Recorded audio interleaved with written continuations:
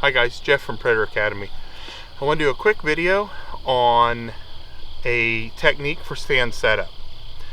The good news is this stand played out exactly like I thought it would, and it played out perfect. Bad news is I did not have time to hit record on my thermal, and here is why. So I am releasing with this a video on using your rangefinder to find blind spots on your stand. So on this stand, when I set up, there was a crown in the field at 130 yards. So I knew that facing into the wind and working that side, the coyotes were going to come from that direction. And I knew as soon as I saw them, they had 130 yards, or I have 130 yards to shoot. Everything beyond that is out of sight. So I do one lone howl, MFK haybow howl, and a coyote. I'm not sure if it's this one or not. It really sounded like an old male, like raspy howl. So, and this is a younger dog. So, coyote howls, and I know that he's going to work his way in. So you have two choices. Do you let him move on that howl and find you, or do you go to another sound and that plays? So I went to MFK no calls bloodbath. I only got about 45 seconds, maybe 60 seconds into that sound, and I hear him come crashing through the corn. He came in like 90 degrees from where I was looking, and I could hear him come crashing through the corn.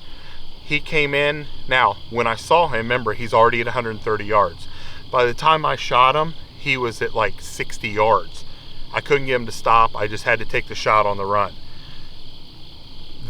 What you should think about with this is, remember, coyotes use their ears, their nose, and their eyes. So they prefer to use their nose. With proper stand setup, we're taking that away from them, especially when they howl and we know which way they're going to come from. So next, they're going to use their eyes and their ears. So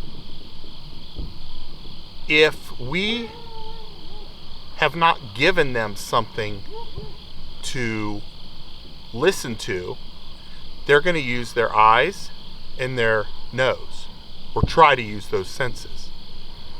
By playing a sound over and over, or a longer, like pup fights or something like that, you're giving them a sound to work to, and not use their other senses, I guess is what I'm trying to say. So remember, use that sound, play it over and over. He came busting in so fast I didn't have time to hit record. Something to think about on your next stand. Give it a try. As we do these videos for tips and tricks, we're going to start kind of taking it to the next level and getting a little more advanced. So I wanted to do a quick video on, we've done a lot on stand setup. I want to do a quick one on stand setup and how to find blind spots when you're ranging, when you have an integrated rangefinder built into your scope, how to find blind spots. So in this video, you'll see that we're ranging a tree line at roughly 313 yards. As we have the rangefinder on a constant pulsing setting, what you'll notice I'm doing is bringing the rangefinder box down slowly.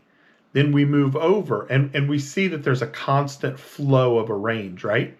So now as we move over, I'm going to rearrange that tree line at 370 yards. Now watch as the box comes down into the plane of the ground. It immediately drops to 93 yards. So it goes from 93 yards to 350 yards. So we know that we have roughly a 250 yard gap that we cannot see. But if we move just to the right, we can see that there's a constant flow of yardage. We hope these tips and tricks help you with getting started in predator hunting. If you have any questions, drop us a comment and do us a favor and hit the subscribe button. Thanks.